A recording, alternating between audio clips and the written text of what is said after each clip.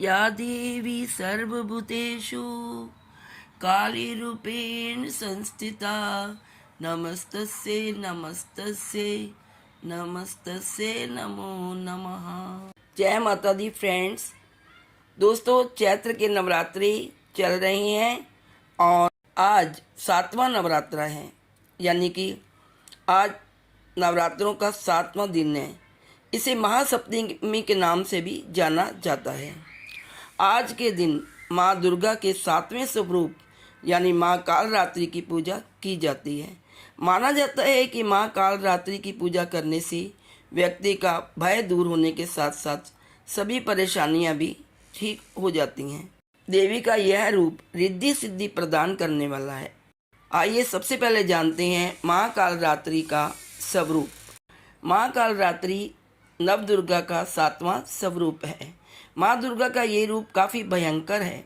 इनका रंग काला है और ये 3 नेत्रधारी हैं। काली माता भगवान शिव की पत्नी माँ पार्वती का एक अवतार है और उनका निवास शमशान घाट है और उनके हथियार है कृपाण और त्रिशूल। काली में शक्ति का समावेश है जो ऊर्जा, रचनात्मकता और उर्वरता का प्रतीक है। कहा जाता है कि काली का जन्म धरती पर बुरी शक्तियों का विनाश करने के लिए हुआ था। आइए अब जानते हैं काली माता की जन्म कथा। काली माता की उत्पत्ति कैसे हुई। पौराणिक कथा के अनुसार एक दारुण नामक का राक्षस था जिसे भगवान ब्रह्मा ने वरदान दिया था। उसने वरदान प्राप्ति के बाद स्वर्ग लोक पर कब्जा कर लिया और वरदान के अनुसार उसे केवल एक स्त्री ही मार सकती थी। देवता मदद के लिए भगवान शिव जी के पास गए और दारुक के बारे में बताया। भगवान शिव ने पार्वती माता से अनुरोध किया कि वह दारुक का वध करे। अपने पति की आज्ञा का पालन करते हुए माँ पार्वती ने अपने एक अंश को शिव के अंदर समाहित किया और वह अंश शिव के कंठ में बैठे विष से अपना रूप धारण करने लगा। जब शिव जी ने तीसरा नेत्र खोला तो एक भयंकर विकराल रूपी काले रंग की देवी का जन्म हुआ जिसे काली माता कहा गया। दोस्तों, माँ काली के रूप को लेकर कई धारणाएं हैं। ज्योतिष और धर्म की जानकारों के अनुसार माँ काली और कालरात्रि एक नहीं है। उनके अनुसार माँ कालरात्रि नवदुर्गा का एक स्वरूप है, जबकि माँ काली 10 महाविद्या का एक रूप है। कहते हैं दुश्मनों और विरोधियों को नियंत्रित करने के लिए काली माँ की उपासना बहुत शुभ मानी जाती है। काली माता की पूजा करने से, उपासना करने से नेगेटिविटी शक्तियों का प्रभाव कम हो जाता है या समाप्त हो जाता है। हमें भय, दुर्घटना और रोगों का नाश होता है। हिंदू धर्म के अनुसार देवी काली को बुराई पर अच्छाई की जीत के लिए माना जाता है। उन्हें भयंकर और शक्तिशाली देवी के रूप में भी पूजा जाता है। दोस्तों, काली माता की जीभ हमेशा बाहर निकली रहती है, इसलिए इनका रूप बहुत भयानक लगता है। तस्वीरों में काली माता को कई चित्रों में भगवान शिव की छाती पर एक पैर के साथ युद्ध के लिए मैदान में खड़े होने का रूप दर्शाया गया है। उनकी जीभ भगवान शिव की छाती पर पैर रखने के लिए अचरज में पड़ गई।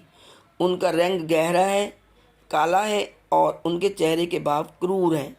उनके 4 हाथों को दर्शाया गया है। ऊपरी हाथों में से एक में वह खूनी कृपाण रखती है और दूसरे ऊपरी हाथ में वह कटा हुआ एक राक्षस का सिर रखती हैं। निचले हाथों में से एक में वह कटोरा रखती हैं जिसमें वह रक्त एकत्र करती हैं, तो जो ऊपरी हाथ के दानव के विच्छेदित सिर से टपकता है। दूसरा निचला हाथ वरद मुद्रा में दिखाया गया है। वह नग्न दिखाया गया है और वह एक मुंडों की माला पहले नजर आती हैं। निचले शरीर में वह मानव हथियारों से बना कमरबंद पहनती हैं।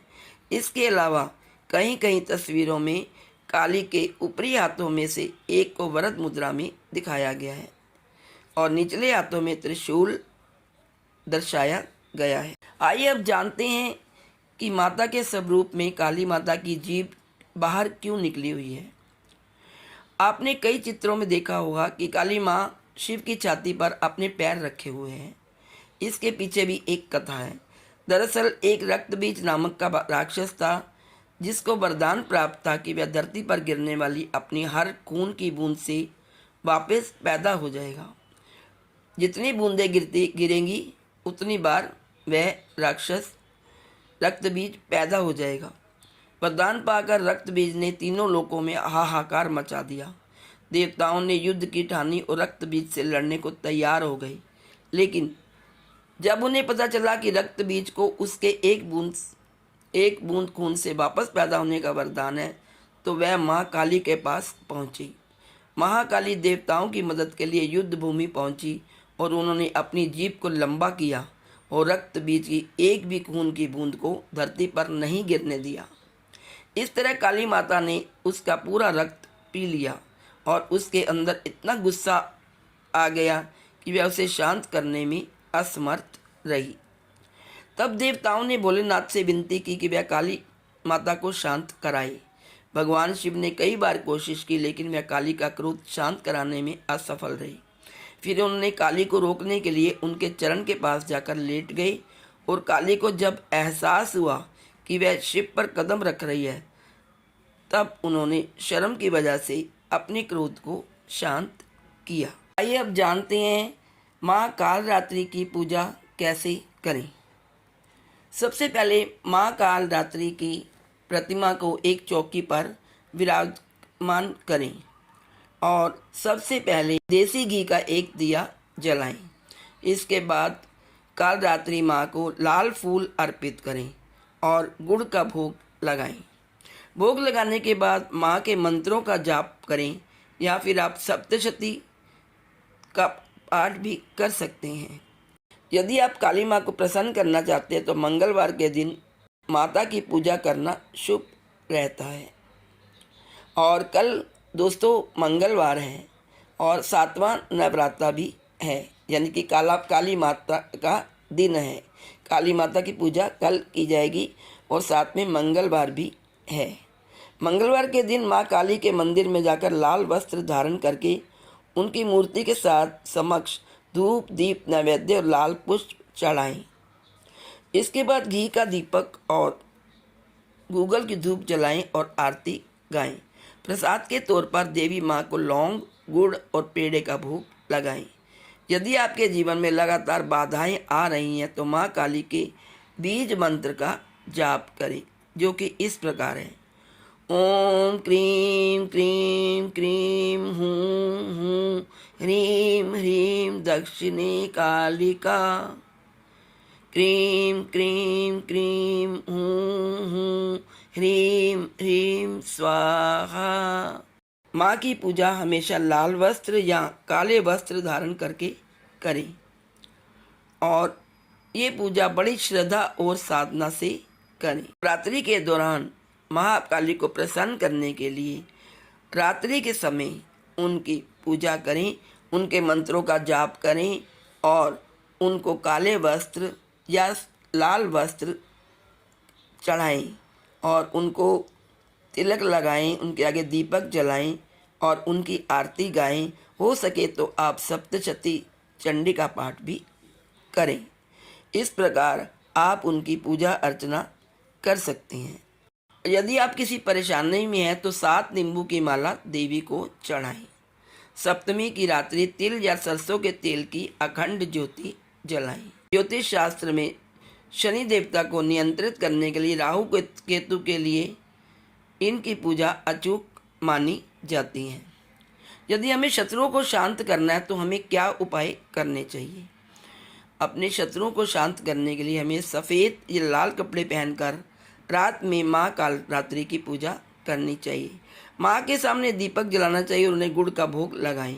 इसके बाद 108 बार नवारण मंत्र का जाप करें और हर मंत्र के साथ एक लौंग चढ़ाते जाएं। नवारण मंत्र है ओम ऐं ह्रीं क्लीं चामुंडाय विचे। ओम ऐं ह्रीं क्लीं चामुंडाय विचे। देवी दुर्गा के विभिन्न अवतारों में से एक है काली माता। काली माँ सिद्धि और पराशक्तियों की आराधना करने वाले साधकों की इष्ट देवी मानी गई है, लेकिन केवल तांत्रिक साधना के लिए ही नहीं अपितु आम जन के लिए भी माँ काली की आराधना समान रूप से फलदायी मानी गई है। कई लोग माँ काली का भयंकर रूप देखकर इनसे डरते हैं, जो कि गलत है, जबकि सत्य तो ये है कि माँ काली की आराधना से मनुष्य स्वयं सभी भयों से मुक्त हो सकता है। अगर आप भी माँ काली को नवरात्रों से पूजा करने से कतराते हैं तो जरूर करिए, डरिए नहीं।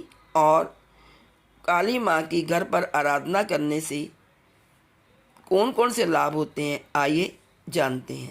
काली माता की पूजा को महानिशा और श्यामा पूजा भी कहते हैं।